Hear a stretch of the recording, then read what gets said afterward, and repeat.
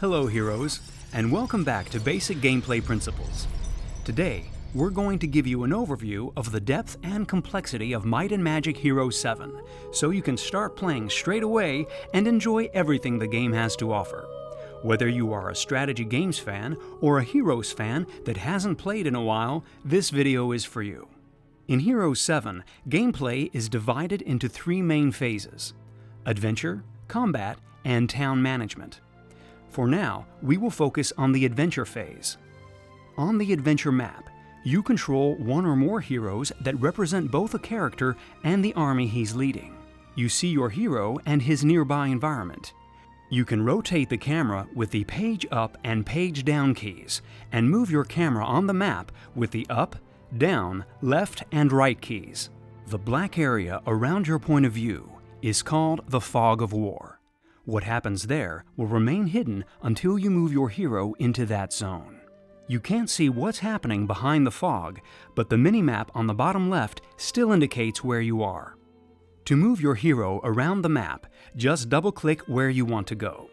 You can pick up resources, make allies, encounter enemies, and visit buildings that grant you bonuses and resources.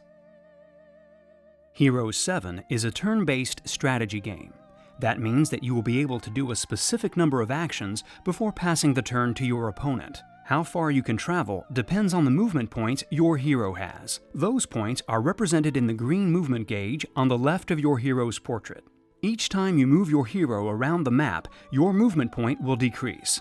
When it reaches 0, you can no longer move your hero and have to end your turn by clicking on the hourglass in the bottom right corner. 1 turn equals 1 day. When you pass 7 days, a new week starts. Some events only happen after a defined amount of time. For example, towns will produce new units every week for you to collect, and you may encounter situations where you know enemies will attack you in a set amount of weeks. Each week, something special will also happen in Ashan. Sometimes there will be no particular effect, but sometimes these weekly events will have an impact, good or bad, on your game. We are now in the enemy's area of control. By conquering other fortresses, you will grow your area of control. Mines and other buildings will produce resources on a regular basis, as long as they are under your control, and you can then use these resources to build your fortress. Be careful. Your enemies will try to weaken you by attacking your areas. They can plunder your mines or even conquer your fortress. During your journey through Ashan, you will sometimes uncover secret passages that will take you to an underground map. Keep your eyes open and be sure not to miss them.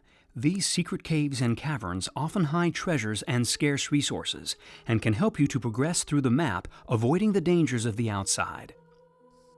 The UI gives you access to your quest log, hero sheet, stats and class, your hero's equipment, and the hero's skill wheel. Your quests are displayed on the right of the screen.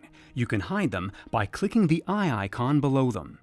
To open the quest menu, you can press Q, click on the scroll icon, or click on any of the displayed quests. On your quest menu, you can choose to display only main quests or secondary quests. Clicking the crown icon next to the quest's name will localize it on the minimap.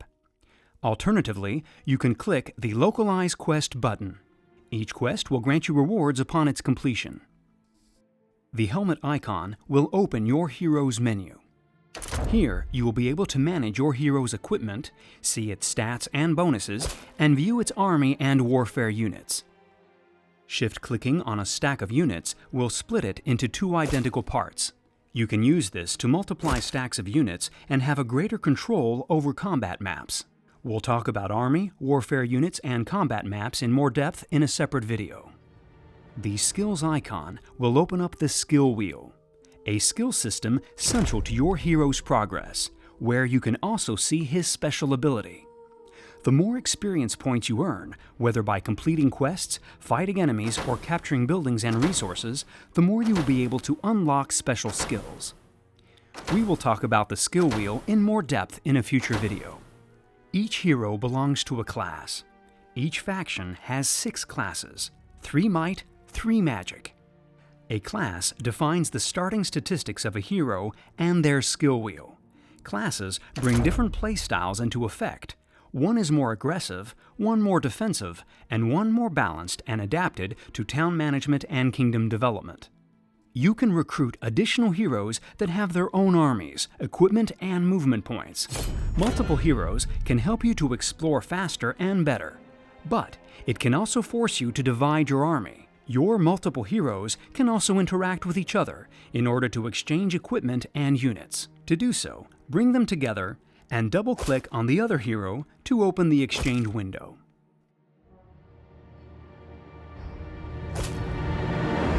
That's it for now. Don't miss out on the other tutorial videos. They can really give you a head start. Until then, be brave, heroes.